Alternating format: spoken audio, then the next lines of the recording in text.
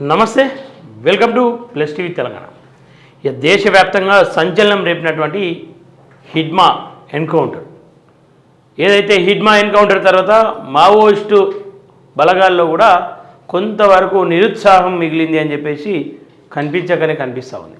ఇక మరోవైపు హిడ్మా మరణం తర్వాత మేము ఏదో సాధించాం, ఈ ఆపరేషన్ ఖగర్ ఆల్మోస్ట్ కంప్లీట్ అయిపోయింది అన్న విధంగా కేంద్ర బలగాలు కావచ్చు, కేంద్ర ప్రభుత్వం కావచ్చు ఊహిస్తూ ఉంది, ఊహల్లో ఉంది అని చెప్పేసి అనుకోవచ్చు.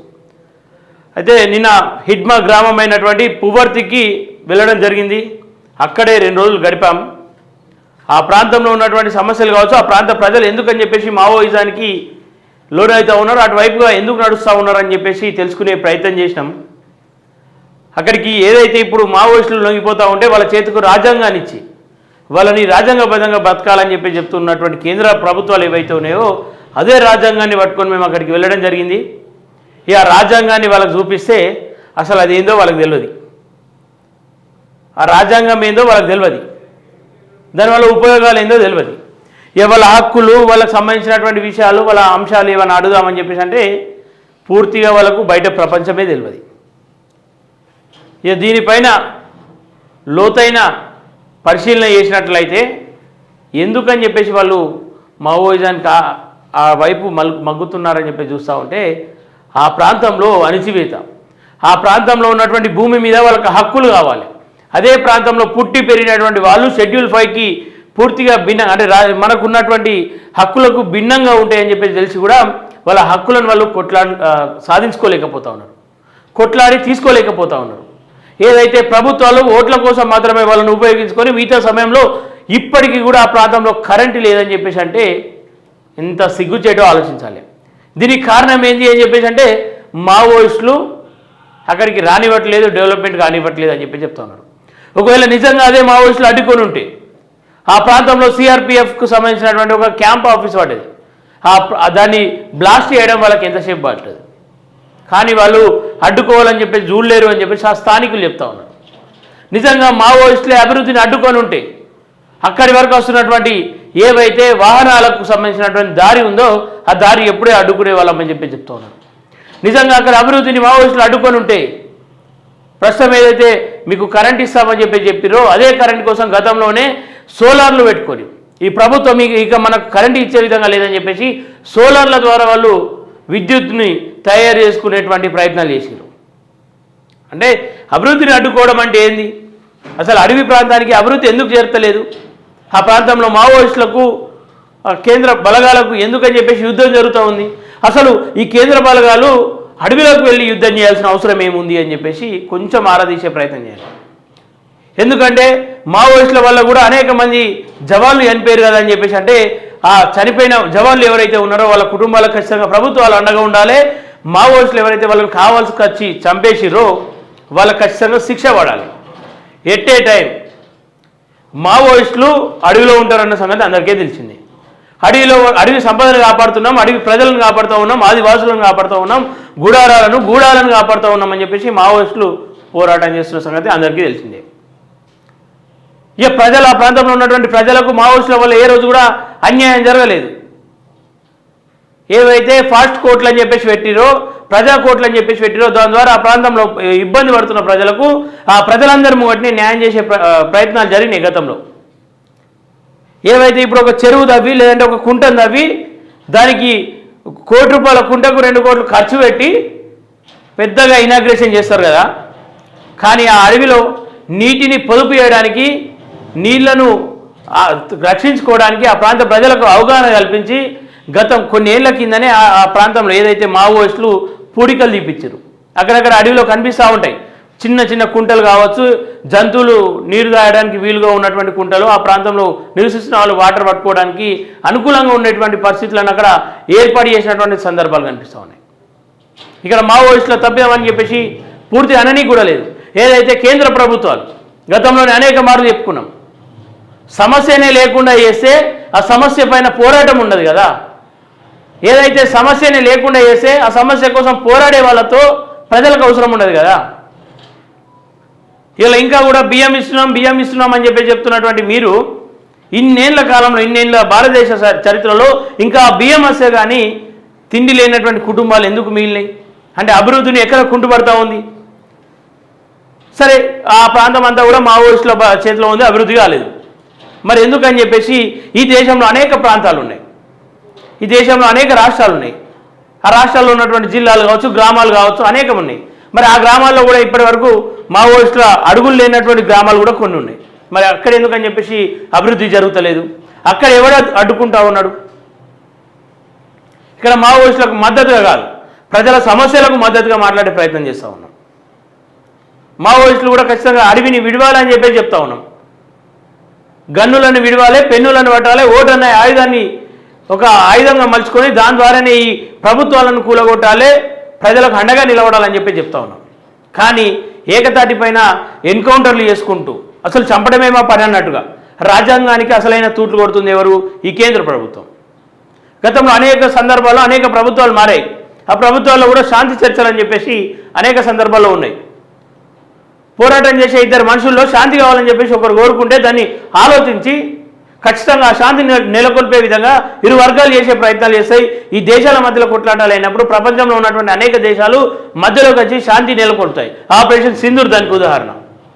ఆపరేషన్ సింధూర్ సమయంలో అనేక సందర్భాల్లో చెప్పిరు, అటు అమెరికా ప్రెసిడెంట్ ఫోన్ చేసిందని చెప్పేసి, లేదంటే పాకిస్తాన్కి సంబంధించినటువంటి ఆ ప్రెసిడెంటే ఫోన్ చేసి మేము ఈ యుద్ధాన్ని విరమించుకుంటున్నాం, మాకు క్షమాభిక్ష పెట్టానని చెప్పేసి అంటే క్షమించి వదిలేసిన అని చెప్పేసి ఇదే బీజేపీ నాయకులు అప్పుడు గప్పాలు కొట్టుకుంటూ గొప్పలుగా చెప్పుకోరు.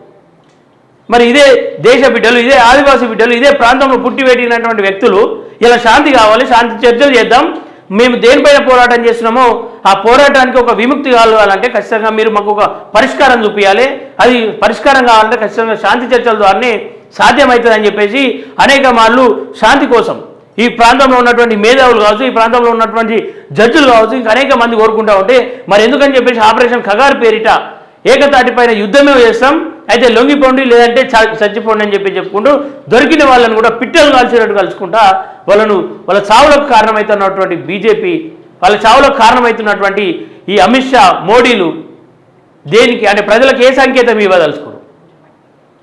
మాకు మాటలతో శాంతితో పని లేదు, మేము ఏదన్నా అనుకున్నామంటే అది ఖచ్చితంగా కావాలని చెప్పేసి అనుకుంటా ఉన్నారా? ఈ దేశంలో ఉన్నటువంటి అనేక పార్టీలు కూడా మావోయిస్టులకు మద్దతు తెలుపుతూనే మౌనం పాటిస్తూ ఉన్నాయి. మీ మౌనం దేనికి సంకేతం? ప్రజలందరి ప్రాణాలు పోయినాక, మావోయిస్టుల ప్రాణాలు పోయినాక మీరు మౌనం వీడి మావోయిస్టులకు సానుభూతి పరులను కావచ్చు, మావోయిస్టులను కావచ్చు మేము కాపాడుకునే ప్రయత్నం చేసినాం, మా వల్ల కాలేదు, మా ప్రభుత్వాలు వస్తే ఖచ్చితంగా మీకు న్యాయం చేస్తాం, మీకు అండగా ఉంటామని చెప్పేసి తర్వాత వత్తాసు వలుక్కుంటూ మీకు ప్రజలను వాళ్ళ ఓట్లను మీ వైపు మలుపుకునే ప్రయత్నం చేస్తారా? ఆ ప్రాంతంలో ఉన్న ప్రజలకు ఇప్పటికి కూడా కరెంట్ అంటే తెలియదు, నీళ్ళు అంటే తెలియదు, నీటి మోటార్లు తెలియదు, బోరింగ్ పైపుల నుండి వచ్చే నీళ్ళే వాళ్ళకు తాగడానికి, వాళ్ళకు స్నానాలు చేయడానికి, ఇతర కార్యక్రమాలు అన్నిటి కూడా దాన్నే వాడుకుంటా ఉన్నారు. ఆ ప్రాంతానికి ఇంకా అట్లాంటి పరిస్థితులు ఉండడానికి కారణం ఏంది? ఈ రాజకీయ నేతలు కాదా? ఇలా సోషల్ మీడియా వ్యాప్తంగా చక్కర్లు కొడుతున్నటువంటి ఈ అంశాన్ని అనేక సంఘాలు, గతంలో ఉన్నటువంటి ఫారెస్ట్ సంఘాలని చెప్పేసి, పర్యావరణ సంఘాలని చెప్పేసి, ఇంకా అనేక మంది హ్యూమన్ రైట్స్ అని చెప్పేసి, జంతు సంరక్షణ సంఘాలని చెప్పేసి ఇంకా అనేక విధంగా దాని మీద చర్యలు తీసుకోవాలని చెప్పేసి, చర్చలు జరపాలని చెప్పేసి కోరుకురు. గతంలో హెచ్సి భూములను కాపాడాలని చెప్పేసి అంటూ దేశవ్యాప్తంగా కూడా ఒక పెద్ద నినాదం ఎత్తుకురు. దాంట్లో భాగంగా అటు కేంద్రం కావచ్చు, ఇటు రాష్ట్రం కావచ్చు ఒక సందర్భంలో సైలెంట్ అయిపోయి ఈ ప్రజల అభిప్రాయాల మేరకు అక్కడ పనులను ఆపేసినాయి. మరి ఎందుకని చెప్పేసి మావోయిస్టు ప్రాంతాలు ఏదైతే హిడ్మా గ్రామమైనటువంటి పువర్తి కావచ్చు, ఆ ప్రాంతంలో ఉన్నటువంటి అనేక గూడాలు కావచ్చు, వాళ్ళ గోరును ఎందుకు వెళ్ళకపోతా ఉన్నారు? ఆ ప్రాంతంలో చెట్లు కొట్టేస్తూ ఉన్నారు. మరి అక్కడ ఉన్న జంతువులు కాదా?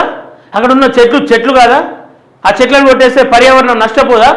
ఆ జంతువులు చనిపోతే జంతువుల ప్రేమికులకు కోపాలు రావట్లేదా? ఇట్లా చెప్పుకుంటూ పోతే అనేక అంశాలు. అంటే ఇక్కడేమో జంతువులకు ప్రాణాలు ఉంటాయి, ఇక్కడేమో చెట్లకు పచ్చదనం ఉంటుంది, ఆ పచ్చదనాన్ని కోల్పోతే మనకు ఆక్సిజన్ లభించది, మన ఊపిరితిత్తులు ఖరాబ్ అవుతాయి. కానీ అక్కడ అడవిలో ఉన్నటువంటి జంతువులకు ప్రాణాలు ఉంటాయి, అక్కడ ఉన్న చెట్లకు పచ్చగా కూడా ఎర్రగా ఉంటాయి. గుట్టలు నరికేస్తే మనకు ఎట్లాంటి ఇబ్బందులు జరిగాయి అని చెప్పి చెప్తా ఉన్నాడు. ఏంది? ప్రజలు కూడా ఆలోచించాలి, వాస్తవ అవస్థలపైన ప్రశ్నించే ప్రయత్నం చేయాలి. శాంతి చర్చలు జరగడం వల్ల ఎట్లాంటి నష్టమైతే ఉండదని చెప్పేసి నేను భావిస్తా ఉన్నాను. ఇంకా ఆ ప్రాంత ప్రజలకు నోట్లు అంటే మనం ఏవైతే కరెన్సీ నోట్లు అని చెప్పి చెప్తామో ఆ నోట్లు వాళ్ళకు చిత్తు కాగితాలతో సమానం.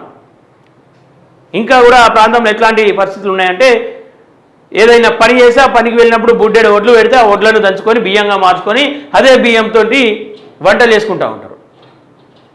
ప్రభుత్వం ఇచ్చేటువంటి సజ్జలో జొన్నలో వీటితోటి పిండి రుబ్బుకొని దాని ద్వారా రొట్టెలు తయారు చేసుకుంటూ వాళ్ళ జీవనం అంతే. వాళ్ళకి డబ్బుతో పని లేదు. అంటే ఇంత ఎదుగుదల లేకుండా విద్య లేదు, వైద్యం లేదు. ఒకరికి ఏదైనా రోగం వచ్చిందంటే ఖచ్చితంగా ఆకుపసులతో నయమవుతుంది, లేకపోతే చనిపోతే ఎన్నో బొంద పెడతారు, అయిపోతుంది, ఆ మనిషి పాత్ర అయిపోతుంది. అంటే వాళ్ళ బ్రతుకులకు కూడా అర్థాలు లేకుండా పోతూ ఉన్నాయి. వాళ్ళు బయట ప్రపంచానికి కనబడకుండా కనుమరుగైపోతూ ఉన్నారు. ఇలా వాళ్ళని తీసుకొచ్చి ఏదైనా ప్రాంతంలో పెట్టి ఆ ప్రాంతంలో వాళ్ళకి స్థలం ఇచ్చినా కానీ వాళ్ళు ఆ ప్రాంతాన్ని జీర్ణించుకోవడానికి వాళ్ళ ప్రాణాలు కోల్పోవాల్సిన పరిస్థితులు ఉంటాయి. ఎందుకంటే వాళ్ళకి ఈ ప్రాంతం పైన ప్రేమ, ఈ ప్రాంతం పైన మక్కువ.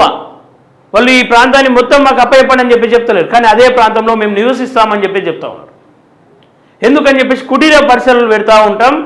ఈ దేశంలో మహిళలకు కావచ్చు, ఈ దేశంలో ఉన్నటువంటి అణగారిన వర్గాలకు మేము అండగా ఉంటామని చెప్పేసి అనేక కంపెనీలు ముందుకు వస్తూ ఉంటాయి కదా. మరి ఆ ప్రాంతంలో ఎందుకని కుటీర పరిశ్రమలు పెట్టి వాళ్ళకు ఉపాధి కల్పించి వాళ్ళకు జీవనోపాధి చూపించి జీవనానికి ఒక దారి చూపిస్తే వాళ్ళు ఎందుకని చెప్పేసి మావోయిజం వైపు మొగ్గు చూపుతారు. వాళ్ళు ఎందుకని చెప్పేసి మావోయిస్టులకు మద్దతుగా ఉంటారు. ఎందుకంటే వాళ్లకు ఈ ప్రభుత్వాలపైన, ఈ వ్యవస్థలపైన, ఈ న్యాయ వ్యవస్థలపైన నమ్మకం రావట్లేదు. వాళ్ళకు నమ్మకం వల్ల మావోయిస్టులు న్యాయం చేస్తారు మాకు అని చెప్పేసి ఆలోచిస్తూ ఉన్నారు. వాళ్ళను మన వైపు మలుపుకోవాలి కదా. ఈ న్యాయ వ్యవస్థ పైన నమ్మకం కలిగించాల్సిన బాధ్యత మనందరిపైన ఉంది కదా. ఈ న్యాయ వ్యవస్థను వాళ్ళ వరకు తీసుకువెళ్లాల్సిన బాధ్యత మనకు ఉంది కదా. ఇలా వాళ్ళ వ్యక్తులు చచ్చిపోతే, వాళ్ళ కొడుకులు చచ్చిపోతే దానిపైన పోరాటాలు చేయాలన్న ఆలోచన కూడా వాళ్ళకి లేదు. పట్టుకొని కాల్చి చంపినా పోరాటాలు చేయరు. ఒకవేళ నిజంగానే ఆ గ్రామస్తులు అందరి ముంగట కూడా కొట్టి చంపినా కానీ పోరాటం చేసేటువంటి పరిస్థితి లేదు. ఎందుకు కొట్లాడితే అక్కడనే ఓట్లాడతారు, లేదంటే వదిలేసి వెళ్తారు.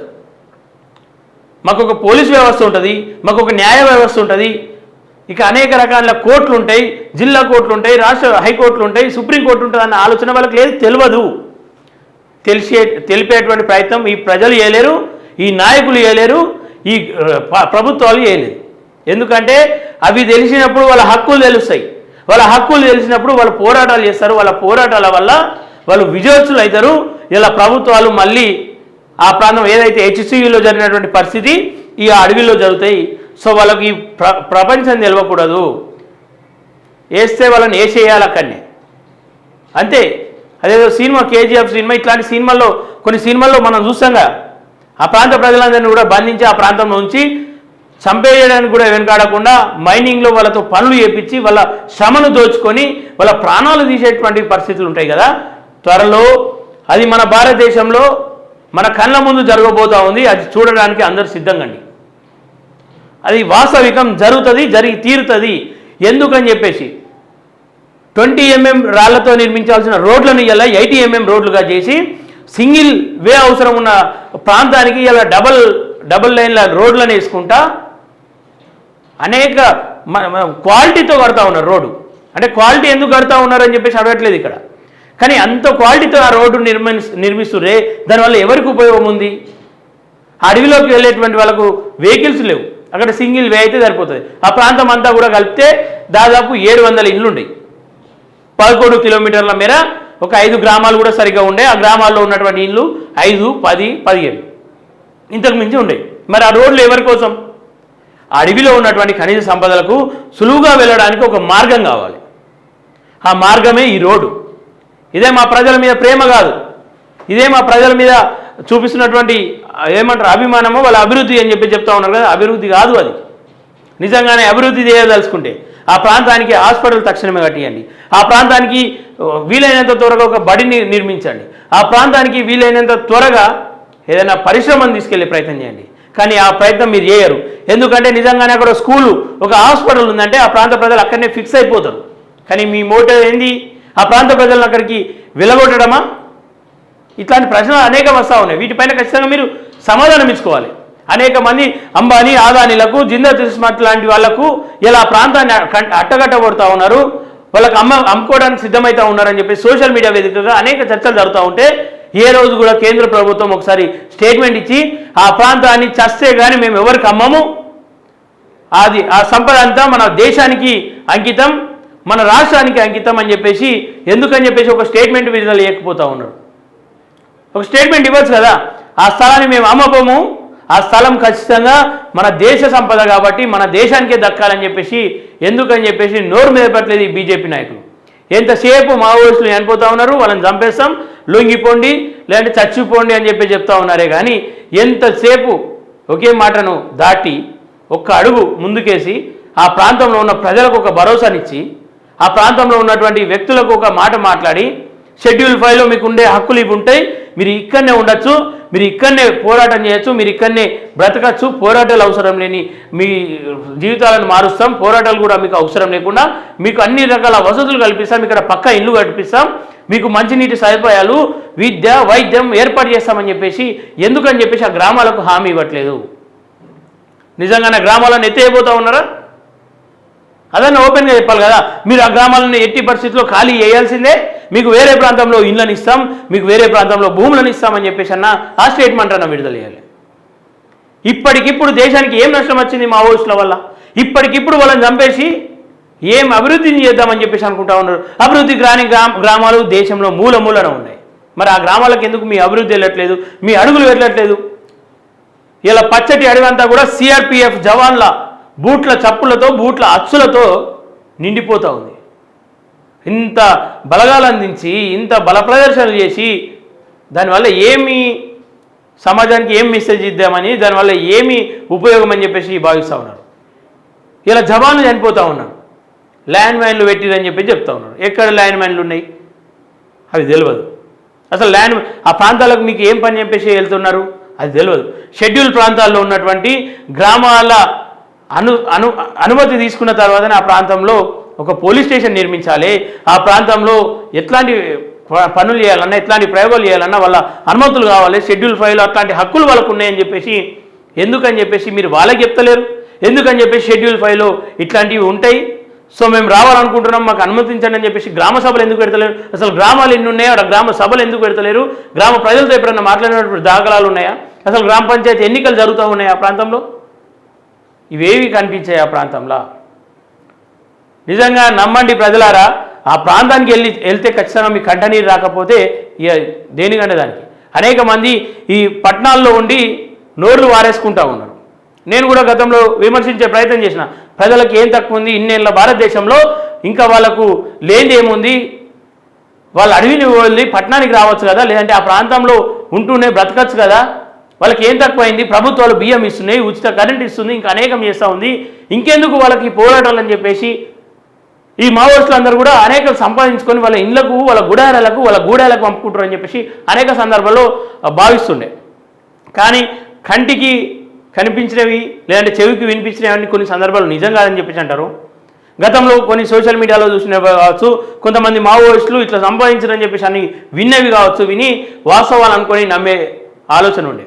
కానీ మొన్న గ్రామానికి వెళ్ళినాక ఒకటే రోజులో తిరిగి రావాల్సిన ఆ ప్రయాణం రెండో రోజుకు వాయిదా వేసుకున్నాను. ఎందుకంటే కొంతే తెలిసింది, ఇంకా డెప్త్గా తెలుసుకోవాల్సిన అవసరం ఖచ్చితంగా ఉంది అని చెప్పేసి ఒకరోజు ప్రయాణాన్ని 2 రోజులకు మార్చుకొని ఆ ప్రాంతంలో తిరిగే ప్రయత్నం చేసినాం. ఆ ప్రాంతంలో ఒక్క కిరాణా కొట్టు లేదు, సరుకులు లేవు, వాళ్ళ బతికేందో అర్థం కాదు. ఖాళీ నడకన కిలోమీటర్ల మేర నడుస్తూ ఉన్నారు. చిన్న పిల్లలు 5 కిలోమీటర్ల దూరం వచ్చి చదువుకొని వెళ్ళాల్సిన పరిస్థితి వస్తూ ఉంది. అది కూడా ఆ ప్రాంత పిల్లల పైన నిజంగానే ప్రేమ ఉంటే సిఆర్పిఎఫ్ వాళ్ళు ఒక స్కూల్ని మొదలుపెట్టారు, సంతోషం, వాటిని ఖచ్చితంగా ప్రోత్సహించాలి, సిఆర్పిఎఫ్ను అభినందించాలి. కానీ దానికి సరైన సదుపాయాలు ఎందుకు లేవు? ఆ స్కూల్కి వస్తున్నటువంటి పిల్లలకు బట్టలు ఎందుకు లేవు? మరి ఇంతకాలం ఏం జరిగింది? దాన్ని ఒకసారి సమాజానికి తెలిపే ప్రయత్నం చేస్తే, సరే గతంలో జరిగింది, అవి తెలిసో తెలియకుండా ప్రభుత్వాలు ఆ ప్రాంతానికి చేరలేకపోయినాయి, ఇప్పుడైనా మేము న్యాయం చేస్తాం మమ్మల్ని నమ్మండి అని చెప్పేసి ఆ వర్గాలు ఎందుకు, ఆ కేంద్ర బలగాలు ఎందుకు ఒక వాయిస్ నోట్ను ప్రజలకి ఇయ్యలేకపోతా ఉంది? ఇన్ని రోజులు మీ బతుకు జీవితాల గురించి, మీ బతుకు చిత్రాల గురించి వినడమే కానీ చూడలేదు. ఇలా స్వయంగా మేము చూస్తూ ఉన్నాం. మీ బతుకులు మారుతాయి, మీ జీవితాలు మారుతాయి, మమ్మల్ని నమ్మండి, మాకు 1 సంవత్సర కాలం పాటు ఏదైతే ఇలా డెత్తులకు డెడ్లైన్ పెట్టిరో అట్లనే అభివృద్ధికి ఒక డెడ్లైన్ పెట్టి ఈ కాలంలోపు మీ భవిష్యత్తు మారుతుంది, మీ హక్కులను మీరు సాధించుకునేలా చేస్తాం, మీ పిల్లలను ఒక మంచి మార్గంలో నడిపిస్తాం, వాళ్ళకు ఒక విద్యను అందిస్తాం, వాళ్ళకు వైద్యాన్ని అందిస్తాం, మీకు అందుబాటులో ఈ ప్రభుత్వం ఉంటుంది అని చెప్పేసి ఒక మంచి మెసేజ్ ఎందుకు ఇవ్వలేకపోతూ ఉన్నారు? ఎంతసేపు చంపేస్తామని చెప్పి చావులతో మార్పులు రావని చెప్పేసి ఆలోచించాలి. ఇలా హిడ్మాన్ ఒకరిని చంపగలిగితే అదే హిడ్మా గ్రామానికి చెందిన దేవు ముందుకు వచ్చిండు. అంటే చావుతో భయపడ్డ వ్యక్తులైతే వాళ్ళు వెనుక తిరగాలి. హిడ్మా చిన్నతనం నుండి కూడా మావోయిస్టుగా మారడానికి ఈ ప్రభుత్వాలు, ఈ ప్రజలు, ఈ ప్రాంతాలు కాదా కారణం? మావోయిజం లేని ప్రాంతంలో కూడా మావోయిజం ఇలా ఉద్భవిస్తుందంటే, అక్కడ పురుడు పోసుకుంటుందంటే కారణం అణచివేత, ప్రశ్నను చంపడం. సో దయచేసి ఆలోచించాలి. కేంద్ర బలగాలు కూడా మీరు దేశ రక్షణ కోసమే పనిచేస్తూ ఉన్నారు. మీరు దేశంలో ప్రాణాలను సైతం లెక్క వేయకుండా బార్డర్లో పనిచేస్తూ ఉన్నారు, కష్టపడుతూ ఉన్నారు. ఖచ్చితంగా మిమ్మల్ని అందరూ గౌరవించుకోవాలి. ఈ దేశ ప్రజలను ఎట్ ఏ టైం మీకు ఎట్లాంటి స్వార్థం ఉన్నదని చెప్పేసి మేము నమ్ముతూ ఉన్నాం. మీరైనా ఆ ప్రాంతంలో ఉన్నటువంటి వాస్తవాలను బయటకు చూపించే ప్రయత్నం చేయండి. మీరైనా ఆ ప్రాంతంలో గతంలో జరిగిన అన్యాయాలను బయటకు చూపించే ప్రయత్నం చేయండి. ప్రస్తుతం అట్లాంటి పరిస్థితులు ఉన్నాయని చెప్పేసి ఆ ప్రాంత బిడ్డలు మిమ్మల్ని నమ్ముతూ ఉన్నారు. మీ క్యాంపులకు వస్తూ ఉన్నారు. గతంలో పోలీసులను చూస్తే కిలోమీటర్ల దూరం పరిగెత్తి దాక్కునేటువంటి ఆ ప్రాంత ప్రజలు ఇలా మీరు ఉన్నటువంటి క్యాంప్ ఆఫీసులకు వచ్చి మీకు దండాలు పెడతా ఉన్నారు. మీరు వాళ్ళ పిల్లలకు చదువులు చెప్తా ఉన్నారని చెప్పేసి మిమ్మల్ని దేవుళ్ళుగా కొలుస్తూ ఉన్నారు. ఆ ప్రాంతంలో ఉన్నటువంటి బిడ్డలకు బిస్కెట్ ప్యాకెట్లు అనుకుంటే ఇంకా అనేక చిన్న చిన్న వస్తువులతో వాళ్ళ కడుపులు నింపుతూ ఉన్నారని చెప్పేసి వాళ్ళు నమ్ముతూ ఉన్నారు మిమ్మల్ని. మీ పైన వాళ్ళకు నమ్మకం ఉంది. వాళ్ళతో మాట్లాడే ప్రయత్నం చేసాం. గతంలో ఉన్నట్లేదు, ఇప్పుడు కొంత మారుతుంది అని చెప్పేసి మేము భావిస్తూ ఉన్నాం. కానీ ఎక్కడో అనుమానం కొడుతూ ఉంది. ఎందుకంటే మొన్న ఈ మధ్య కాలంలో వచ్చినటువంటి ఒక మంత్రి, హోంమంత్రి, తల్లి కడుపు నిండా అన్నం పెట్టిండు, అదే కడుపులో పుట్టినటువంటి బిడ్డను చంపి శవంగా ఇచ్చిండు. సో ఎట్లా నమ్మాలి అని చెప్పేసి అంటూ ఉన్నారు. ఈ రాజకీయ నేతలు రంగులు మారుస్తూనే ఉంటారు. వాళ్ళ స్వార్థాల కోసం, వాళ్ళ స్వలాభాల కోసం ఎంతకైనా తెగిస్తారు. వాళ్ళ 5 ఏళ్ల కాలం కోసం 60 ఏళ్ల భవిష్యత్తును కూడా నాశనం చేయడానికి సిద్ధమవుతారు. కానీ మీ భవిష్యత్తు అంతా కూడా ఈ దేశ రక్షణ కోసం మీ జీవితాన్ని త్యాగం చేస్తూ ఉన్నారు. కాబట్టి మీకు అట్లాంటి రంగులు మార్చాల్సిన అవసరం లేదు. ఈ రాజకీయ నేతల దగ్గర తొత్తులుగా మార్చాల్సిన అవసరం లేదు. మీలో ఒక్కరైనా వాస్తవాలను బయటకు చూపిస్తే ఆ ప్రాంత భవిష్యత్తు మారుతుంది. ఆ ప్రాంతానికి మీరు ఒక దేవునిగా వెలుస్తారు. ఈ చావులకు ఖచ్చితంగా ముగింపు పలకాలి. చావులతో పరిష్కారం కాదు. ఇదంతా కూడా ఆ ప్రాంత ప్రజలు కోరుకుంటారు. వాళ్ళ మనోవేదనను మీడియా ముఖంగా మీకు చెప్పే ప్రయత్నం చేస్తూ ఉన్నాం. అక్కడ ప్రాంతంలో సెల్ ఫోన్లు లేవు సరిగా, ఆ ప్రాంతంలో టవర్స్ లేవు, సిగ్నల్స్ లేవు. ఈ బయట ప్రపంచంలో ఏం జరుగుతూ ఉంది కూడా ఆ ప్రాంతానికి తెలియదు. ఇలా హిడ్మా తల్లి దేశమంతా కూడా హిడ్మా తల్లిని చూస్తుంది. కానీ హిడ్మా తల్లి ఈ దేశాన్ని చూడలేకపోతూ ఉంది. నిజంగా ఆమె ఫోటో ఇంత వైరల్ అయిందా అని ఆశ్చర్యానికి కూడా గురి కావాల్సిన పరిస్థితి లేదు. ఎందుకంటే ఆడ ఏం జరుగుతుంది సెల్ ఫోన్లో ఆమె వీడియో ఆమెకు చూపించే ప్రయత్నం చేస్తే అదేందో కూడా ఆమెకు అర్థమవుతలేదు. కానీ ఆ పాటలో అర్థం ఆమె మదిని దాకింది. ఆమె కంట నీరు కారుతూ ఉంది. ఆమె కొడుకు మీద ఆమె పాదాలకు దండాలమ్మ అనుకుంటూ వచ్చినటువంటి పాటను ఒకసారి వినిపించే ప్రయత్నం చేస్తే ఆమె భాష అర్థం కాకుండా భావన అర్థమై, ఆ పాటలో ఉన్నటువంటి భావన అర్థమై కంట నీరు కారుతూ ఉంది. ఇది చూసినప్పుడన్నా కొంత మారాలి. అమాయక ప్రజలు ఉన్నారు ఆ ప్రాంతంలో. ఆ ప్రాంతంలో బిడ్డలకు చదువులు చెప్తా ఉన్నారని చెప్తా ఉన్నారు. అది కొనసాగించాలని చెప్పేసి కోరుకుంటా ఉన్నాం. కానీ దాని వెనుక కుట్ర లేకుండా, ఎట్లాంటి కుతంత్రాలు లేకుండా ఒక మనస్ఫూర్తిగా, ఒక నిజాయితీగా ఆ పనిని కొనసాగించాలని చెప్పేసి మీరు అట్లాంటి పనులు చేసినంత కాలం ఖచ్చితంగా మీకు మద్దతుగా ఈ మీడియాలు ఉంటాయి, ఈ సమాజం ఉంటుందని చెప్పేసి సిఆర్పిఎఫ్ వాళ్ళకు కూడా హ్యాట్సాప్ చెప్పుకుంటా, వాళ్ళకు కృతజ్ఞతలు చెప్పుకుంటా. ఎందుకంటే విద్య లేని ప్రాంతంలో విద్యనైతే చూపిస్తూ ఉన్నారు. ఒక పాప అంటే వాళ్ళ ఇంటి 10 ఇళ్లలో ఒక ఇంట్లో ఒక ఫోన్ ఉంది. మళ్ళీ మిమ్మల్ని కాంటాక్ట్ కావాలంటే ఎట్లా అని చెప్పేసి అంటే ఒక పాప వచ్చి ఇంగ్లీష్లో ఫోన్ నెంబర్ చెప్పగానే వాళ్ళ నాన్న మస్తు మురిసిపోతుండు, వాళ్ళ అమ్మ మురిసిపోతా ఉంది.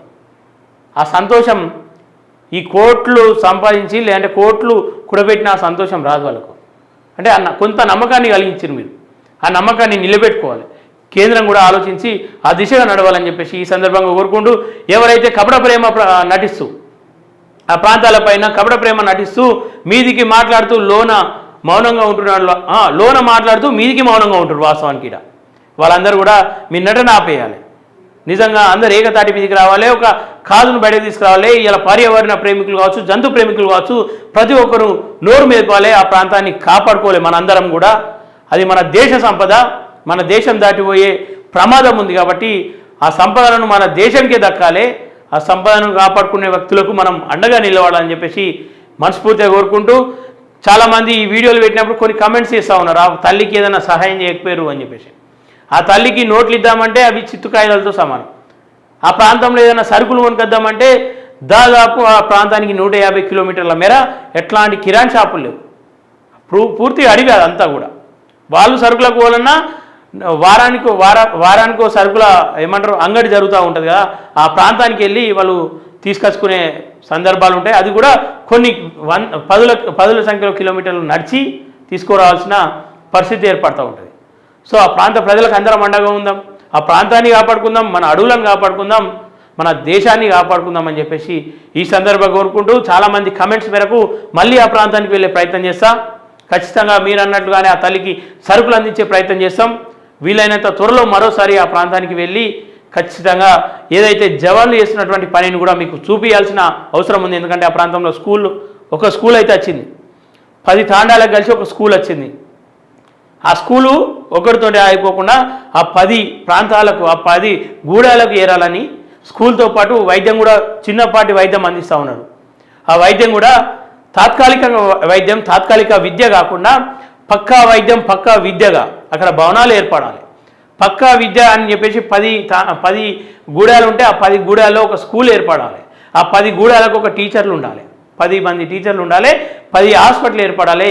అప్పుడే పక్కా విద్య, పక్కా వైద్యం అందించినప్పుడు మీ పైన మరింత నమ్మకం ఉంటుందని చెప్పేసి ఈ సందర్భంగా కోరుకుంటూ, ఈ వీడియో చూసే ప్రతి ఒక్కల బాధ్యత ఖచ్చితంగా ఇట్లాంటి సమాచారం, సరే నా వీడియోనే కాకుండా ఇందులో ఉన్నటువంటి అనేక అంశాలను మీరు కొంత ఫిల్టర్ చేసుకొని మీ స్టైల్లో సమాచారాన్ని ప్రజలకు అందజేయాలి. ప్రతి ఒక్క హ్యూమన్ రైట్స్ కావచ్చు, ఈ అడవుల రక్షణ కావచ్చు, ఈ జంతు రక్షణ ప్రేమికులందరూ కూడా ఖచ్చితంగా దీని మీద స్పందించాలి. మన అడవులను కాపాడుకోవాలి, మన సంపదను కాపాడుకోవాలి. చూస్తూనే ఉండండి plus TV Telangana. Thank you everyone.